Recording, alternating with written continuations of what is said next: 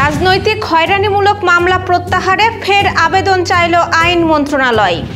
শেখ হাসিনা কামালকে ফেরত দিতে ভারতের প্রতি বাংলাদেশের আহ্বান।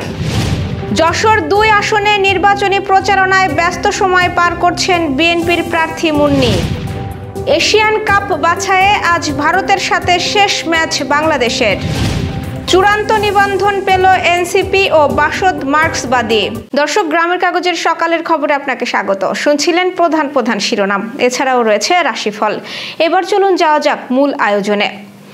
আওয়ামী লীগ সরকারের সময়ে দায়ের করা রাজনৈতিক হয়রানিমূলক মামলা প্রত্যাহারে আবারও আবেদন আহ্বান করেছে আইন মন্ত্রণালয়। এক সংবাদ বিজ্ঞপ্তিতে এই তথ্য জানান মন্ত্রণালয়ের public relations officer doctor Mohammad Rezaul Karim. সংবাদ বিজ্ঞপ্তিতে বলা হয়, রাজনৈতিক হয়রানিমূলক মামলা প্রত্যাহারের কার্যক্রম সুষ্ঠুভাবে ও দ্রুততার সঙ্গে সম্পন্ন লক্ষ্যে আগামী ৩০ নভেম্বরের মধ্যে মামলার বর্তমান অবস্থা উল্লেখ করে আবেদন করতে হবে। মামলার এজাহার ও প্রযোজ্য ক্ষেত্রে অভিযোগপত্রের স্পষ্ট ফটোকপি সংযুক্ত করে আইন, বিচার ও সংসদ মন্ত্রণালয়ের আইন ও বিচার বিভাগের সলিসিটর অনুবিভাগের সলিসিটর বরাবর দাখিল করার জন্য রাজনৈতিক দল এবং সংশ্লিষ্ট সবার প্রতি পুনরায় আহ্বান জানানো হয়। দেশে ২০০৯ সালের ৬ জানুয়ারি থেকে ২০২৪ সালের ৫ আগস্ট পর্যন্ত, বিশেষ করে ২০১৪, ২০১৮ এবং ২০২৪ সালের জাতীয় সংসদ নির্বাচনের আগে এবং পরে রাজনৈতিক নেতাকর্মী ও অন্যদের বিরুদ্ধে দায়েরকৃত হয়রানিমূলক মামলা প্রত্যাহারের লক্ষ্যে ইতোপূর্বে আইন, বিচার ও সংসদ বিষয়ক মন্ত্রণালয়ের আইন ও বিচার বিভাগের সলিসিটর অনুবিভাগ হতে দেশের সব পাবলিক প্রসিকিউটর, মহানগর পাবলিক প্রসিকিউটরকে এরূপ মামলার তালিকা পাঠানোর জন্য বলা হয়। এর পরিবর্তে মামলা প্রত্যাহারের কার্যক্রম আরও বেগবান ও অন্তর্ভুক্তিমূলক করার জন্য জাতীয় দৈনিক পত্রিকায় গণবিজ্ঞপ্তিও জারি করা হয়। জুলাই হত্যাকাণ্ডের মামলায় মৃত্যুদণ্ডপ্রাপ্ত সাবেক প্রধানমন্ত্রী শেখ হাসিনা ও সাবেক স্বরাষ্ট্রমন্ত্রী আসাদুজ্জামান কামালকে হস্তান্তরের জন্য ভারতের প্রতি আহ্বান জানিয়েছে বাংলাদেশের অন্তর্বর্তী সরকার। আন্তর্জাতিক অপরাধ ট্রাইব্যুনালে জুলাই হত্যাকাণ্ডের মামলায় দুজনকে দোষী সাব্যস্ত করে রায় ঘোষণা করার পর পররাষ্ট্র মন্ত্রণালয় এক সংবাদ বিজ্ঞপ্তিতে এই আহ্বান জানিয়েছে। পররাষ্ট্র মন্ত্রণালয় বলেছে, মানবতাবিরোধী অপরাধে দণ্ডপ্রাপ্ত এই ব্যক্তিদের দ্বিতীয় কোনো দেশে আশ্রয় দিলে তা হবে অত্যন্ত অবন্ধু সুলভ আচরণ এবং ন্যায় বিচারের প্রতি অবজ্ঞার শামিল। আমরা ভারত সরকারের প্রতি আহ্বান জানাই, তারা যেন অনতিবিলম্বে দণ্ডপ্রাপ্ত এই দুই ব্যক্তিকে বাংলাদেশ কর্তৃপক্ষের কাছে হস্তান্তর করে। দুই দেশের মধ্যে থাকা প্রত্যর্পণ চুক্তি অনুসারে দুজনকে হস্তান্তর করাটা ভারতের জন্য আবশ্যক পালনীয় দায়িত্ব বটেও বলেও উল্লেখ করা হয়েছে পররাষ্ট্র মন্ত্রণালয়ের বিজ্ঞপ্তিতে।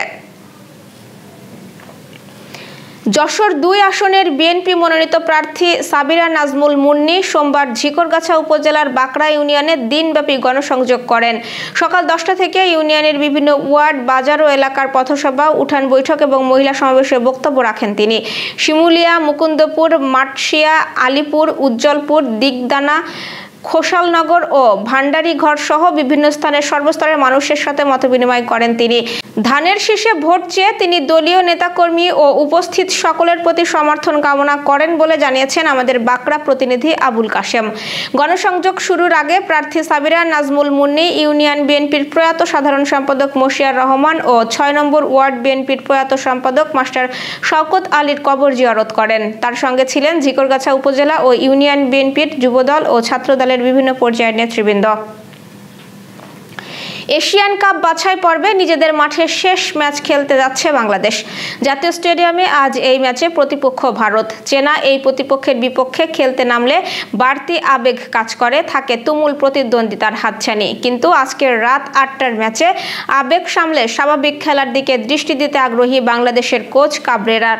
এশিয়া কাপ বাছাই পর্বে দুই দলই বিদায় নিয়েছে, তবে ঢাকার লড়াইয়ে এই গ্রুপে কে কার আগে থাকবেন সেটাই এখন দেখার। নির্বাচন কমিশনের চূড়ান্ত নিবন্ধন পেল জাতীয় নাগরিক পার্টি এনসিপি ও বাংলাদেশ সমাজতান্ত্রিক দল বাসদ মার্ক্সবাদী। দল দুটির বিরুদ্ধে কোনো অভিযোগ জমা না হওয়ায় সোমবার রাতে এই সংক্রান্ত গেজেট জারি করেছে ইসি। এর ফলে আসন্ন নির্বাচনে দল দুটি নিজ প্রতীকেই অংশ নিতে পারবে। এ বিষয়ে ইসির অতিরিক্ত সচিব KM আলী নওয়াজ বলেন, কোনো দাবি আপত্তি না থাকায় এনসিপি ও বাংলাদেশ সমাজতান্ত্রিক দল মার্ক্সবাদী এই দুটি দলকেই নিবন্ধন দেওয়া হয়েছে। আর বাংলাদেশ আম জনগণ পার্টির বিরুদ্ধে অভিযোগ আসায় দলটি নিবন্ধনের বিষয়ে এখনো কোনো সিদ্ধান্ত নেয়নি কমিশন। এদিকে পরশু বুধবার ইসির সংলাপে এই দুটি দলকে আমন্ত্রণও জানিয়েছে ইসি। এছাড়া অনশন করা তারেক রহমানের দল, আম জনতার দল সহ কয়েকটি দলের আবেদন পুনর্বিবেচনার জন্য কমিশনের নথি উপস্থাপন করা হয়েছে বলেও জানিয়েছেন ইসি সূত্র। দর্শক, এবার চলুন জেনে নিই কেমন যাবে আপনার আজকের দিন অর্থাৎ 18 নভেম্বরের সম্ভাব্য রাশিফল। মেষ রাশির কর্মক্ষেত্রে নতুন সুযোগ আসতে পারে। সিদ্ধান্ত নেওয়ার সময় আত্মবিশ্বাস রাখুন এবং তাড়াহুড়ো থেকে বিরত থাকুন। বৃষ রাশির আর্থিক দিক ভালো যাবে। পরিবারে কারো সহযোগিতা পাবেন এবং অহেতুক ব্যয় নিয়ন্ত্রণ করুন। মিথুন রাশির যোগাযোগ বাড়বে। নতুন মানুষের সঙ্গে পরিচয় হতে পারে এবং গোপন তথ্য শেয়ার করা থেকে বিরত থাকুন। কর্কট রাশির মানসিক শান্তি বজায় থাকবে। ঘরোয়া পরিবেশে ভালো থাকবেন। আবেগে ভেসে ভুল সিদ্ধান্ত না নেওয়াই ভালো।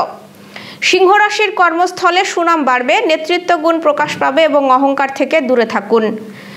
কন্যা রাশির শিক্ষায় সাফল্য। পরীক্ষায় ভালো ফলের সম্ভাবনা রয়েছে এবং অতিরিক্ত চিন্তা কমান। তুলা রাশির দাম্পত্য বা প্রেমের সম্পর্কে আনন্দ আসবে। পুরনো ঝামেলাও মিটে যেতে পারে। সম্পর্ক নিয়ে অহেতুক সন্দেহ করবেন না। বৃশ্চিক রাশি অর্থনৈতিক উন্নতি। নতুন আয়ের পথ তৈরি হতে পারে এবং বিনিয়োগে সতর্ক থাকুন। ধনু রাশির ভ্রমণের পরিকল্পনা সফল হবে। সৃজনশীল কাজে প্রশংসা পাবেন এবং কারো কথায় দ্রুত সিদ্ধান্ত নেবেন না। মকর রাশির দায়িত্ব বাড়বে। সফলতাও মিলবে। আর্থিক লেনদেন ভালো যাবে এবং স্বাস্থ্য নিয়ে একটু সচেতন থাকুন। কুম্ভ রাশির নতুন কিছু শেখার সুযোগ আসবে। বন্ধুরা পাশে থাকবে এবং ব্যস্ততায় সময় ব্যবস্থাপনা জরুরি। মীন রাশির আজ প্রেম ও মানসিক প্রশান্তির দিন। দীর্ঘদিনের সমস্যা সমাধানের ইঙ্গিত আছে এবং আবেগে ঝোঁক কমান। দর্শক, এই ছিল এখনকার আয়োজন। আগামীকাল ঠিক একই সময়ে সকালের খবর দেখতে ও জানতে চোখ রাখুন গ্রামের কাগজের ইউটিউব চ্যানেল ও ফেসবুক পেজে। আর প্রতিদিনের খবরের আপডেট পেতে গ্রামের কাগজের ইউটিউব চ্যানেল সাবস্ক্রাইব এবং ফেসবুক পেজ ফলো করে রাখতে ভুলবেন না। আমাদের পরবর্তী খবর দেখুন বেলা 2:30টায়। শুভ বিদায়।